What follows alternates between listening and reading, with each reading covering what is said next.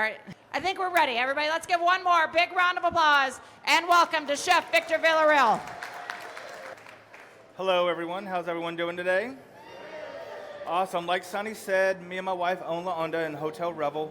We own a specialized Latin cuisine seafood restaurant. I specialize in dry-aged seafood and live-fire cooking.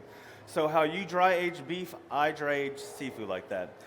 Anything that's cooked, whether it's fish, shrimp, octopus, is cooked over live fire, and that's kind of the whole thing behind our restaurant, is cooking everything to its most absolute flavorful potential and doing it in a manner to where it gives off a better flavor than just cooking on gas or electric. So this is something that's very simple that you can make at home.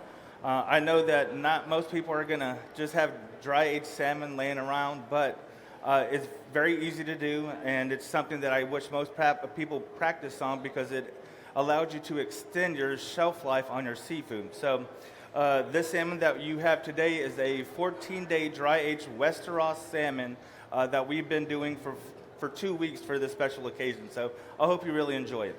The first thing we're going to do is make the agua chili for the ceviche. To do that, you're going to need 2 arbol chilies first,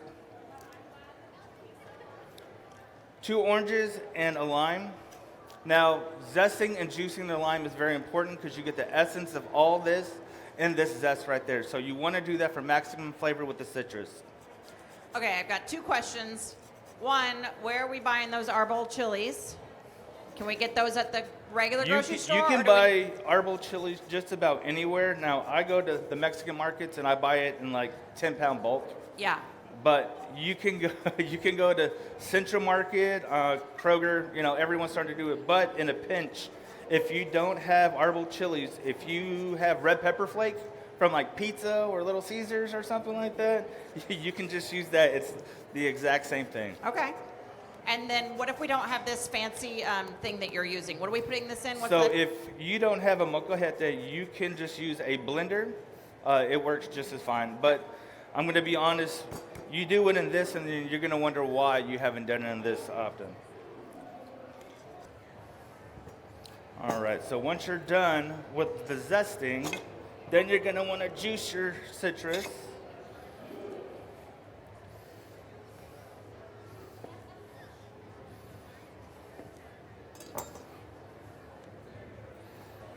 Now the lime's very important into this process because it gives more acidity into the ceviche and the agua chili. That way it kind of breaks down and cooks your salmon a little bit. The orange is there for flavor and the sweetness of it. So make sure you add this lime into it. And make sure you choose really good limes because sometimes these are really hard to juice right now. So. Yeah. I'm always fascinated by that the acidity can cook the seafood. Well, so can salt. So like a lot of people when they dry age the seafood, they tend to add a little salt to the fish and just rinse it over the fish to do that. But I just like to age my fish with, humidity, air, and time. So I hang my fish whole. That way it just allows the air to hit that skin of it. And because it's whole, it protects the flesh of the fish so that you don't actually damage the fish until you're actually cutting the fish and making what you need to.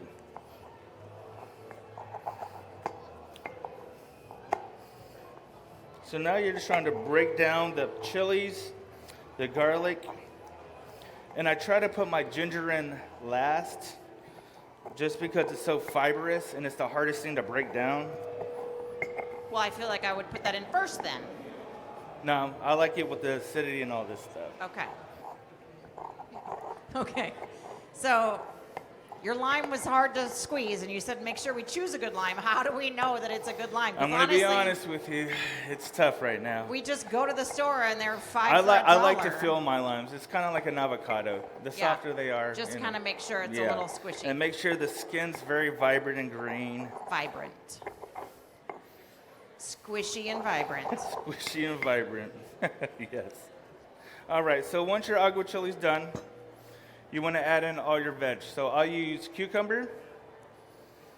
We have a question again about the molcajete. Okay. So we bought one at the store. Is it ready to go? Do we need to season it? How do we do that? So I season mine with rice. So I'll add straight dry rice, and you grind it in there.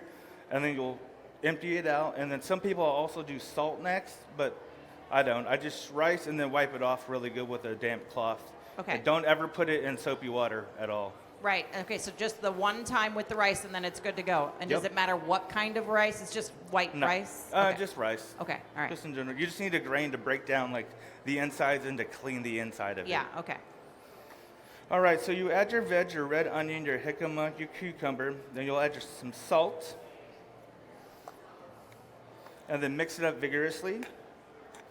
And you're really just trying to break down the onions to where that acidity just kind of draws out that harshness of the flavor.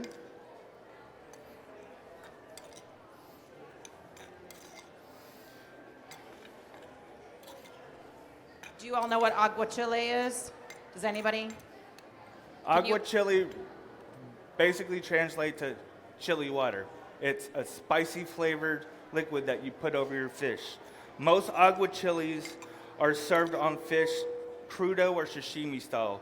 You're not going to actually have your fish cooked in the acidity until the moment that this hits your fish. So this is very, very fresh. You're going to taste everything just right away. And it's something that at our restaurant, we sell tons of this stuff. And the salmon and our octopus are our #1 sellers. And we go through like 40 pounds of octopus a week. So Oh, wow, that's a lot of octopus. it's a lot of octopus.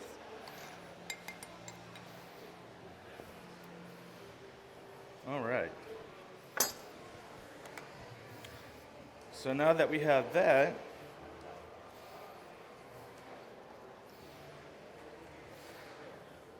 now you want a good piece of salmon. So again, you can go to Central Market if you want.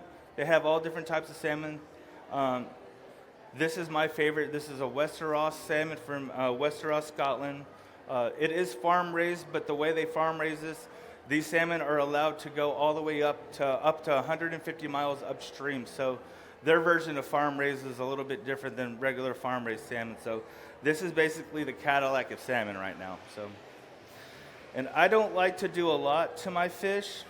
I either like to dice it in nice chunks to where you can see the marbling, or I like to slice it. In this application, I'm just going to, and if you can see the marbling on this salmon, this is 14-day dry aged. I've had this in a cooler hung for 14 days, and this looks absolutely like beautiful. Like you'll never see salmon that looks like this again.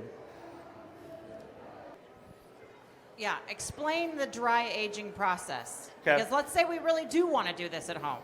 We want to dry age our salmon. How are we going to do that? First, you need either a refrigerator that has an attachment, like a humidification attachment, a fan, and the natural salt stone.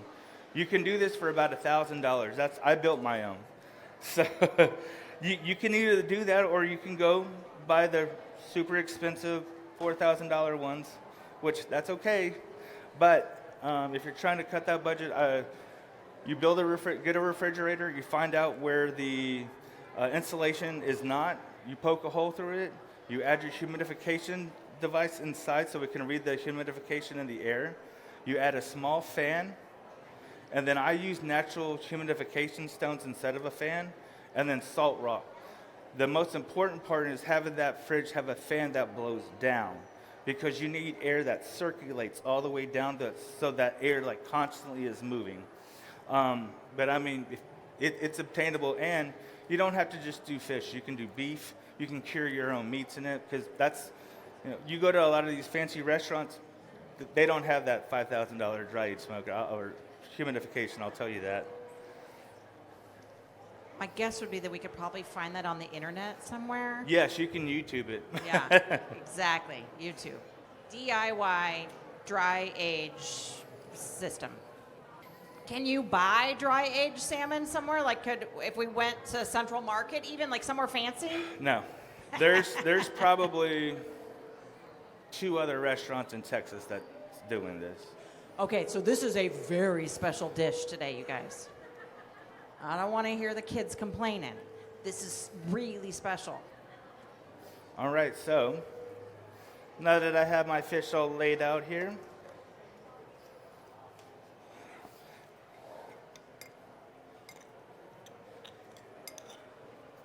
like to plate my veg on the side.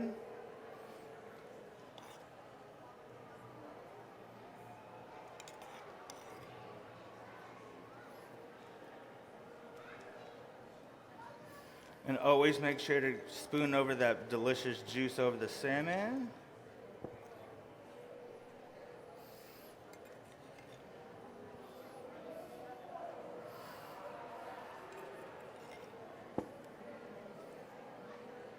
It smells so vibrant and beautiful up front here. And then I always like to finish with really good salt. This salt was made at my restaurant. I have a chef there who was a chef of another cevicheria in Fort Worth, and he makes all our salts for us in-house. So this is a Fort Worth smoked barbecue salt. So he dry ages salmon and he makes his own salt.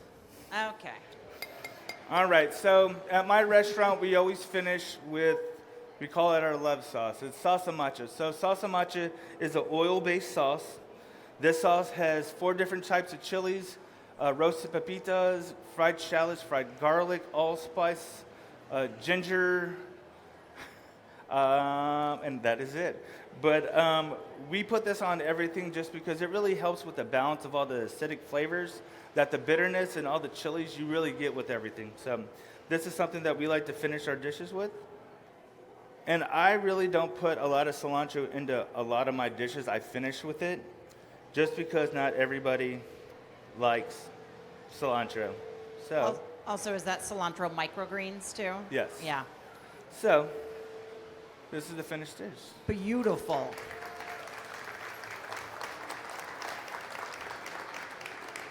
All right. Everybody, let's give one more big round of applause and thank you to Chef Victor Villareal for Thank being y'all. with us this afternoon.